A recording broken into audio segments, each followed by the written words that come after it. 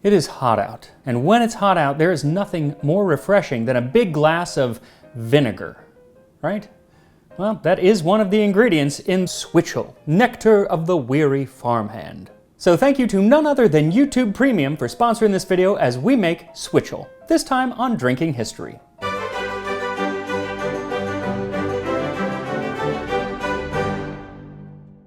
So earlier this summer, I made a drink called Shrub, which is a fruit-flavored vinegar-based drink popular in the 19th century. And in that video, lots of people in the comments requested that I make Switchel, which is another vinegar-based drink. Very similar and yet very different at the same time. And Switchel was very popular in the 18th and 19th century, especially in New England, which is one of the reasons that it's sometimes referred to as Yankee Punch, Yankee Beverage, or simply Yankee. In fact, this drink has a whole host of names, including Swizzle, Ginger Pop, Ginger Water, and Haymaker's Punch, as it was often drunk during the harvest as people were making hay. This is also why the 1856 recipe from Practical American Cookery and Domestic Economy by Elizabeth M. Hall calls it harvest drink. Mix with 5 gallons of good water, half a gallon of molasses, 1 quart of vinegar, and 2 ounces of powdered ginger. This will make not only a very pleasant beverage, but one highly invigorating and healthful. A very simple yet interesting beverage for a hot summer's day. But before we whip up a jug of Switchel, I wanted to tell you about today's sponsor, YouTube Premium. One of the things I love about YouTube Premium, because I watch a lot of YouTube, one of the things I really love about it is that you can have the videos still going in the background when you switch on your phone to different apps. I also love that you can download videos because it lets me watch something in those weird, awkward minutes on an airplane when you've had to go onto airplane mode, but before they have in-flight entertainment, or when they don't have entertainment at all. That's the absolute worst. And something that I just found out you get with YouTube Premium is premium access to the YouTube Music app, which has over 100 million songs that you can listen to at any time, and it's all ad-free, which is just cherry on the cake. Cherry on the ice cream on the sundae. So if you want to try out YouTube Premium, you can get 1 month free by using my link in the description. It is an affiliate link, so I may get a commission if you sign up from there, but I'll put that link in the description, 1 free month of YouTube Premium. And now I'm really looking forward to trying out this Switchel, which I'm cutting way back on the recipe because 1, I don't need 5 gallons of it, and 2, I don't have a barrel to make Switchel in, so I'll be making a little bit more than 1 gallon. So for this recipe, what you'll need is 1 1/4 gallons or 4.7 liters of water, 1 cup or 235 milliliters of apple cider vinegar, 2 tablespoons or 14 grams of powdered ginger, and 2 cups or 475 milliliters of molasses or maple syrup, or a bit of both. So there are lots of different sweeteners that are mentioned in different old recipes. Sometimes it's honey, sometimes it's maple syrup or molasses, and sometimes when they say molasses, they mean something else. They would call like maple molasses instead of maple syrup, or they would talk about molasses from cornstalk molasses, which is basically corn syrup. And they even had something called birch sap. And the sap, which is very sweet, is boiled down to about 1/2 the natural quantity, and some essence of spruce and chickenberry leaves added to it if you wish to make it super excellent. This is the true Falernian. Falernian being the finest of wines from ancient Rome, did a whole video on it. Now, I was really curious what this birch sap actually tasted like, so I got some online. Took a while to get here, but I did get it. It's from, I don't know, Wisconsin. Not New England, but close enough. And it's really watery. They actually call it birch sap water, so I can see why you would have to boil it down to make it a little thinner, but I wanted to see what it tasted like. Now, I am not adding the other things to it, obviously, just the birch sap water. Has anyone else had this? Curious.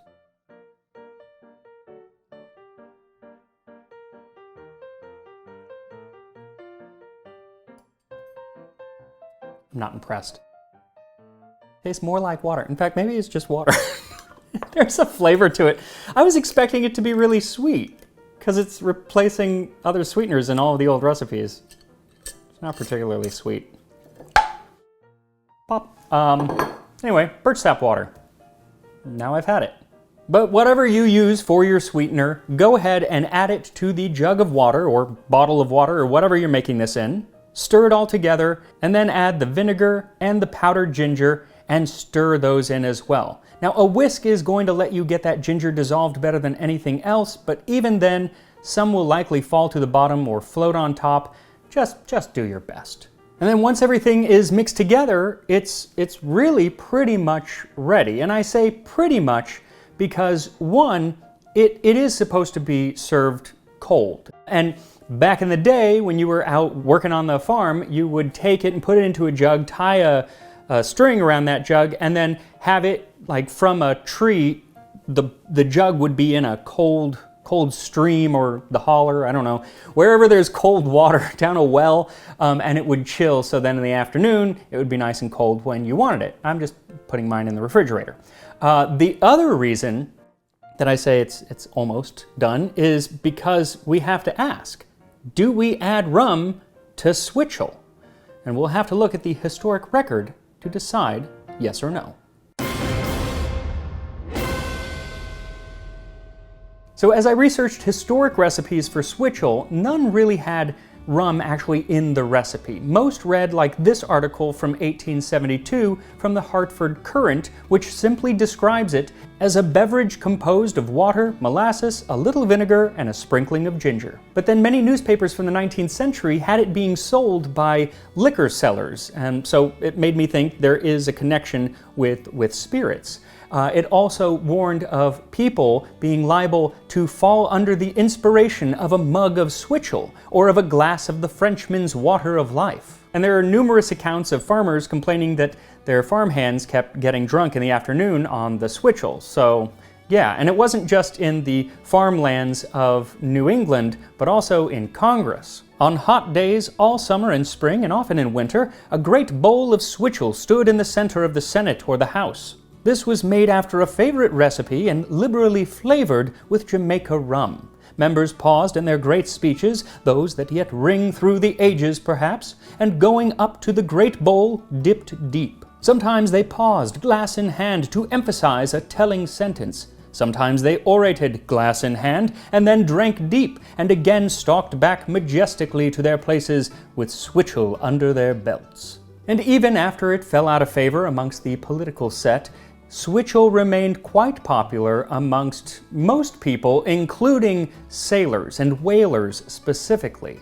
And it was often said that after a whale chase, a big old bucket of Switchel, spiked Switchel, would be served up to the sailors. But no whale, no Switchel is frequently the rule. But I am inclined to think that, whale or no, a little rum is not amiss after a lusty pull. The phrase lusty pull not being used in polite society today.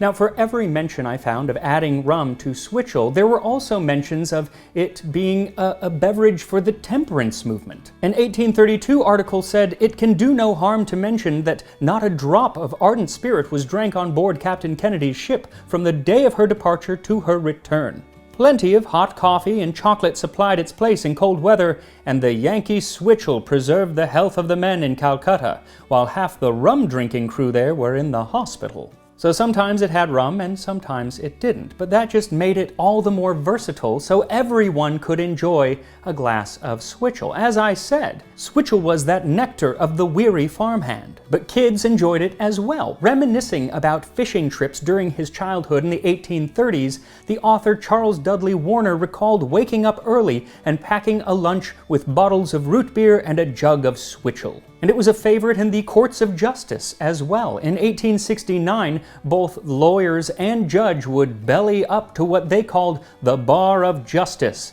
Behind it was a table with a jar of molasses, a bottle of vinegar, and a jug of water to make Switchel for the court. Now that description completely left out any mention of ginger, and maybe it was just an oversight, or maybe it was because there was no one way of making Switchel. Many people would swap out the ginger in favor of nutmeg. And that's okay, because if I want my Switchel without nutmeg, I'm not going to war with my brother who prefers that pleasant spice. A gentleman does not call his fellow's mixture slops because it differs slightly from his own.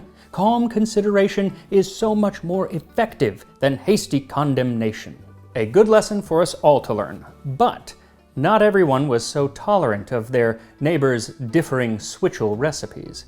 In fact, there is a story of a newspaperman putting out a recipe for Switchel and asking for comment about his recipe.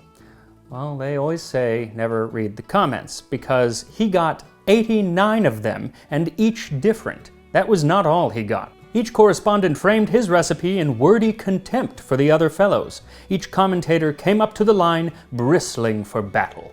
But at least those 89 people had heard of Switchel, and that was because they were from New England. But outside of New England, most people didn't know anything about the drink.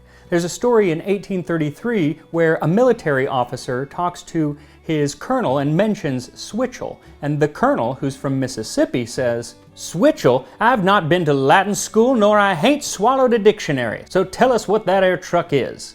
I can't do a Mississippi accent, so just layer that in. Anyway, over and over, I found people wondering what Switchel was, especially Pennsylvanians who knew what Switchel was. They just associated it with Yankees or New Englanders, and not always in a nice way. These are certainly a very strange race of people. They live upon nothing. A rasher of pork is a feast for them, even on holidays. Their favorite drink is nothing but Switchel, or molasses and water, which they will tell you is better than Burgundy or Champagne. And it definitely hadn't made its way to England. In fact, one of my favorite mentions of Switchel comes from a character, Sam Slick, who was created in 1835, and he was supposed to be from Nova Scotia, and he was a satirical character who would playfully mock Americans, New Englanders specifically, and Canadians as well. And in one of his stories, he goes to England and is thoroughly unimpressed by the selection of beverages at a pub. "The drinks ain't good here. They hain't no variety in them nother. No White Nose, Applejack, Stonewall, Chain Lightning, Railroad, Hailstorm, Ginsling, Talabogus, Switchel Flip, Gum Ticklers, Phlegm Cutters, Jollops, Skate Iron, Cast Steel, Cocktail, or nothing but that very stupid black fat porter." Now I know that some of those are real drinks, but I'm wondering if they all are, like Phlegm Cutters or that Hailstorm, Ginsling, Talabogus. What is that? Was it ever real? I don't know, but I kind of want to find out what it was. But even if it was real, it clearly has fallen out of favor and is no longer popular, just as Switchel did. By the late 19th century, mentions of Switchel and recipes start to fade away, and really by the 1930s, many of the large New England hayfields have disappeared. So has the Switchel, which is now merely a name. Switchel was a mixture of molasses, ginger, water, and a dash of vinegar contained in a brown jug cached under the shade of a bunch of alders as partly submerged in a spring hole. On a hot day when men were mowing, raking, or pitching hay, frequent trips were made to the Switchel jug. Dusty throats needed something to wash away the hayseed, and Switchel was the answer. It was consumed in quantities. The coldness of the water was tempered by the molasses, while the ginger and vinegar prevented cramps. So if you have cramps, ginger and vinegar seems the way to go, but be careful that it is actually ginger you're putting into that Switchel. There's a story from 1864 by a Dr. Chase who talks about a grocery seller who's trying to undercut him selling Switchel at only 18 cents per bucket. But by some mistake, he put in mustard instead of ginger. They had a general vomit, which made them think that cholera had come. I think that was ginger that I put in there, right? Couldn't have been mustard. I guess we'll find out as I drink this Switchel. And here we are, Switchel, the 19th century nectar of the weary farmhand. So I'm going to first try it without any rum in it. It doesn't smell as vinegary as I thought it would. In fact, it smells more apple-y, which is weird because apple cider vinegar doesn't really taste or smell apple-y. Anyway, here we go.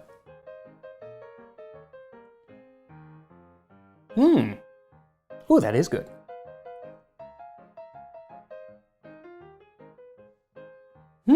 Kind of tastes like a really gingery apple pie. But there's the burn of the vinegar, but not the flavor of vinegar. You kind of get it in the back of the throat. There is no flavor. You can smell it. You know, it doesn't like, vinegar is boom, but really, really good. Now, I'm going to add some of this English Harbor aged 5 years Antigua rum, which is my current favorite rum. It's Antigua, not Jamaica. like those in Congress used to have, but is that enough? I don't know. We'll stir it around a little bit. Cheers. Oh, that's the way to do it. I wish I had made 5 gallons. That's actually really good. I would actually like serve that at a party. I was really expecting a much more vinegary drink, but that's not. Why did that go out of fashion? That's delightful. Yeah, make this. It's like super easy, and why wouldn't you? It's fantastic. I would use a, not just molasses, because it is bitter, so get something that has some sweetness in it as well, mix and match. And I used a strained apple cider vinegar. Doesn't really affect the flavor, but it's just prettier than the really cloudy stuff. Yeah, go make this. Again, putting a link in the description for 1 free month of YouTube Premium. It's an affiliate link, and I will see you next time on Drinking History.